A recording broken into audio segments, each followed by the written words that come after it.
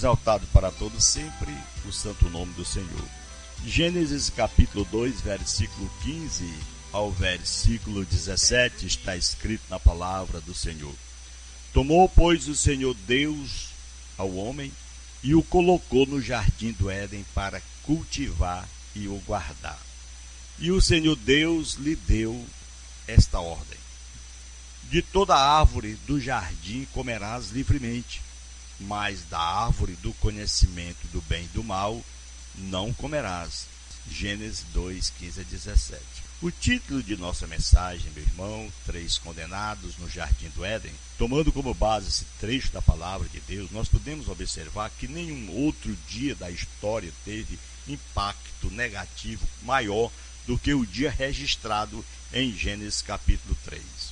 A serpente tentou Eva, e ela a seu marido. Caíram no pecado. Eles ali estavam desobedecendo ao Criador. Desde aquele dia, muitas pessoas têm citado a história do pecado do primeiro casal como prova de alguma injustiça por parte de Deus. Acham injusto Deus criar o homem e permitir uma tentação, sabendo que as consequências seriam tão graves. Ironicamente, as mesmas pessoas que assim julgam Deus, o nosso Senhor, elas desejam exercer exatamente o mesmo privilégio que levou à queda no jardim do Éden. A capacidade de escolher e tomar suas próprias decisões. Deus poderia ter criado os homens como uma raça de robôs, mas não fez. Ele nos criou à sua imagem e semelhança, como seus seres inteligentes e capazes de amar. Se tivesse feito pessoas incapazes de escolher, não teriam condições de amar. Mas uma vez que Deus deu aos seres humanos o direito de escolher, ele admitiu a possibilidade de nós decidirmos não amar. Por isso, por querer criaturas que amariam a ele e também a outra, nosso semelhante, então Deus deixou que nós poderíamos decidir o que a gente queria. Poderiam amar fazendo a vontade dele ou odiar sendo rebelde e desobediente. Nós temos esse direito de escolher. Então ele deixou muito mais para atrair o homem para o bem do que para o mal. Em um jardim cheio de árvores boas e permitidas, deixou apenas uma árvore proibida do perigo, daquele desejo. Então, ele desejando poupar o homem do sofrimento que ela traria. Ele tomou, pois, o homem, colocou no jardim do Éden para cultivar e o guardar. E o Senhor Deus lhe deu esta ordem: de toda árvore do jardim comerás livremente, mas da árvore do conhecimento do bem e do mal não comerás, porque no dia em que dela comeres, certamente morrerás. Contrário a algumas crenças populares, este fruto proibido não foi o sexo, como muitos que pensam, pois as relações sexuais de homens com sua esposa legítima, se lembre, sempre foram lícitas e boas, conforme Hebreus 13, versículo 4, 1 Coríntios capítulo 7, 2 e 5, onde o Senhor Deus aprova o relacionamento entre o casal. O amor, o sexo, as bênçãos de Deus. Agora, o relato também não diz que foi uma maçã, como muitos pensam. Foi o fruto, meu irmão, o fruto da árvore de conhecimento do bem e do mal. Isso aí foi que foi o problema. Comer o fruto da árvore do conhecimento do bem e do mal. Comendo o fruto, o homem deixaria sua inocência e pureza e se tornaria pecador diante de Deus, se ele assim fizesse. E foi exatamente o que aconteceu. A serpente enganou a mulher e ela comeu o fruto. Logo em seguida, ela ofereceu o mesmo para o seu marido e ele comeu. A mulher tem essa influência. E certo que deu para o próprio esposo, e ali aconteceu.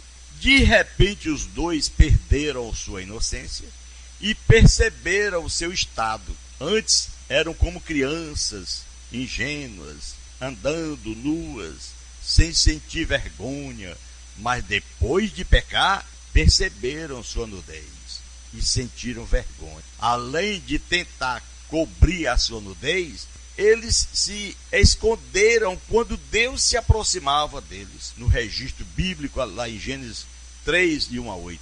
O Senhor, nosso Deus, todos os dias vinha e falava com eles, conversava. Nesse dia, aconteceu que Deus chegou e chamou por Adão. E Adão estava escondido. Ele tentou fugir da presença do Senhor por vergonha de ter o conhecimento da forma que ele estava, se sentindo nu, porque havia pecado contra Deus. Então ele estava com a consciência ativada para escolher entre o bem e o mal. Ou seja, o conhecimento era isso, a árvore do bem e do mal. Quando Deus perguntou ao homem, procurou jogar a culpa na mulher. Adão, quem foi que te fez isso? Por que tu está reconhecendo que está nu? Disse, foi a mulher que tu me deste. Meu irmão, o homem procurou jogar a culpa nela. E até no próprio Senhor, por ter criado sua companheira. Ele explicou que foi enganado pela serpente. Ela ali estava. Ela disse, não, Senhor, foi a serpente. E Deus nem perguntou para a serpente sobre seu papel nesta história. Mas nenhum dos três escapou do castigo divino. Ambos sofreram. Homem, mulher e a serpente. Os três condenados no jardim do Éden. Ela explicou, foi a serpente. Ele disse, não, Senhor, foi a mulher que tu me deste. Ele ainda condenou a Deus. Ainda apontou para o Senhor. Não foi eu, foi a mulher. E a mulher foi tu que me deste. E por que, mulher, tu fizeste isto? Não, foi eu, foi a serpente. Então ambos condenados no jardim do Éden. A serpente foi rebaixada. De maior importância, o próprio Satanás esperaria sua derrota pela mão do descendente da mulher, conforme Gênesis 3:15, a promessa que Deus fez de salvar os homens através de Jesus. Uma profecia que olha para a vitória de Jesus quando venceu o pecado e a morte no seu sacrifício perfeito na cruz. Por isso, a mulher ainda teria um papel fundamental no plano de Deus. Da mulher nascer o Filho de Deus. Aleluia! Então, nós observamos que esse papel se tornou muito mais difícil. Especificamente, sofreria para ter filho, sentindo dores de parto, e teria que superar grandes dificuldades para aceitar sua posição de submissão ao homem, conforme Gênesis 3:16. Sempre é esse problema. Tem casal que briga, se deixam, é uma confusão, porque ela não quer ser submissa ao esposo. Às vezes também tem esposo que não merece a esposa ser submissa, lamentavelmente. Apesar que vem a ordem de Deus, mas tem elemento que só Deus na causa. Devemos observar que a submissão não foi consequência do pecado, e sim a dificuldade em aceitar esta posição. A submissão da mulher ao homem já foi determinada por Deus na criação do primeiro casal, conforme 1 Timóteo capítulo 2, versículo 11 ao versículo 13. A palavra do Senhor é a verdade.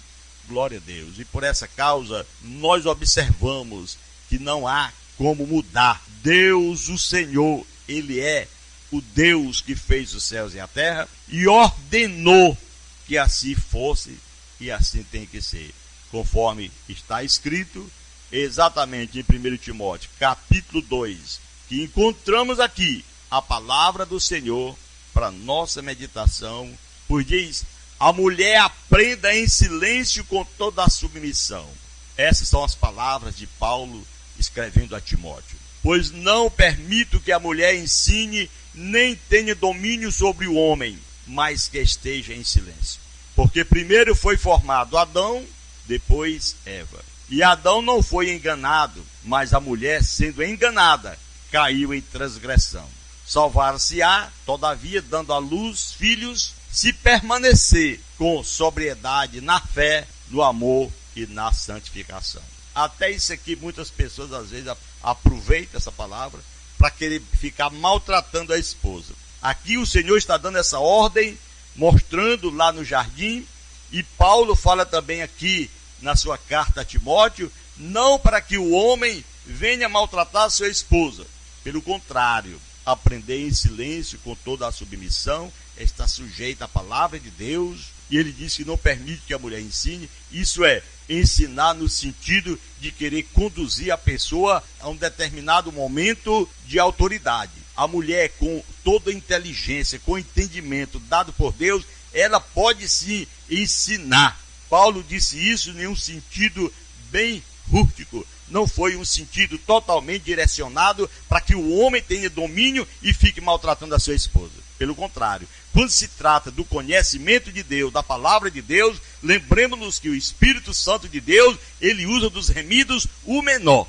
Então Deus usa quem ele quer. Um profeta que era ele para falar a palavra de Deus, que ali quem falava com ele agora era uma jumenta, porque ele desobedecia a Deus. Então quantos que são homens casados que são igual o profeta? É necessário que a esposa fale com ele, porque a esposa ela tem autoridade e Deus usa. Observe que lá no Velho Testamento Deus usou até um animal de carga para falar com o seu próprio profeta. Deus usa quem ele quer, ele é o Senhor. Amém, meu irmão? Então aprenda isso em o nome santo de nosso Senhor e Salvador Jesus Cristo. Aleluia. O trabalho do homem para se sustentar se tornou difícil. O trabalho não foi a maldição, pois Deus fez o homem para isso e já lhe deu trabalho. É o que nós encontramos também lá em Gênesis capítulo 2, versículo 15. O homem tem que viver do suor do seu rosto. Em consequência do pecado, o homem ficaria suado, ferido, dolorido e machucado no seu trabalho. É o que nos diz lá em Gênesis 3, 17, 19. Por consequência da desobediência a Deus. Devido ao pecado cometido, o primeiro casal foi expulso do jardim, afastado de Deus e da árvore da vida. Adão e Eva tiveram sua escolha e decidiram não amar, decidiram não viver a palavra na presença de Deus. Devido à sua decisão errada, o número de gente, cada dia que se passa, cresce de pessoas distantes de Deus. E também devido à sua decisão errada, o mundo nunca mais foi o mesmo. E a situação que nós vivemos, cada dia que se passa, vai ficando mais caótica. Por isso, querido rádio ouvinte, amigo que está conectadinho conosco, preste muita atenção no que nós acabamos de falar. 3 condenados no jardim do Éden. Por quê? Por desobediência. Se lembre, meu irmão, que veio, portanto, uma porta que se abriu. Jesus disse, eu sou a porta. Se alguém entrar por mim, entrará, sairá e achará pastagem. Glória a Deus. Então ele tem o poder para nos remir, para nos levar de volta ao jardim, o qual o Senhor Jesus preparou para nós viver eternamente. Não o jardim do Éden, mas um jardim onde está escrito na palavra de Deus que é chamado paraíso. Em breve, em o nome de Jesus Cristo, Jesus está voltando para levar para si um povo que ele comprou, que ele remiu com o seu próprio sangue, e aí é que está o momento da escolha. Deus não fez o homem um robô para que não tivesse escolha. É bem aí onde nós observamos que há alegria, há o poder de Deus no coração daquele que entende e procura entender a vontade de Deus. Assim fez o homem, colocou no jardim, com a livre e total liberdade, apenas com uma restrição: não coma da árvore do jardim, que está bem no meio do jardim, conhecida como árvore que tem o fruto do conhecimento do bem e do mal. Então, meu irmão, foi isso que o homem fez. Ele se alimentou daquilo ali, ele comeu porque a mulher pediu para ele comer. E a mulher comeu porque a serpente pediu, porque o inimigo havia induzido a essa situação. Mas agora nós temos o Espírito Santo de Deus, aleluia, que nos induz a palavra de Deus. Ele disse, eu subirei e rogarei ao Pai um outro Consolador, que fique convosco para sempre. O Espírito Santo, esse vos ensinará tudo o que tem ouvido do meu Pai. E através dessa palavra, é através do pregador que o Espírito Santo está falando, mostrando a você que você tem que retornar, você tem que abraçar essa causa do Senhor, aleluia, porque Ele é digno de nós o amarmos, de nós recebermos em nosso coração, por ser o nosso Pai Celestial e cuidar de cada um de nós.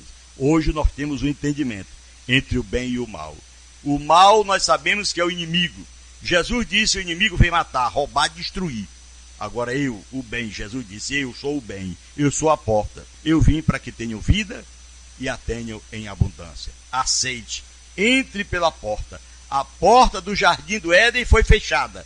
Foi colocada um anjo com a espada na mão para que o homem não retornasse. Agora a porta do jardim de Deus, porta do paraíso, a porta do céu se abre. Jesus disse: eu sou a porta. Se alguém entrar por mim, entrará, sairá e achará pastagem. Venha, entre por essa porta que é Jesus. Retorne ao convívio, retorne às mansões celestiais, as quais bênçãos de Deus tem preparado para todo aquele que abraça essa causa, que abraça esse sacrifício de Jesus na cruz do Calvário. Porque lá ele morreu para nos reconciliar, retirar de nós a nossa culpa, porque nós não tiramos essa culpa com sacrifícios próprios. Nós não alcançamos pelos nossos méritos, mas alcançamos pela misericórdia de Deus, quando nós somos humildes ou seremos humildes para dizer: quero Jesus no meu coração, aleluia. Então aceite esse Senhor na sua vida, aceite esse Jesus Cristo, Filho de Deus, que veio para nos dar vida e vida em abundância. Oremos, querido Deus, Pai que está no céu.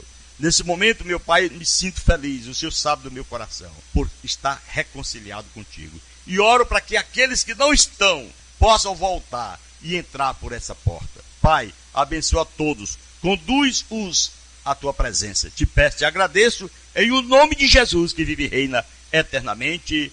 Amém.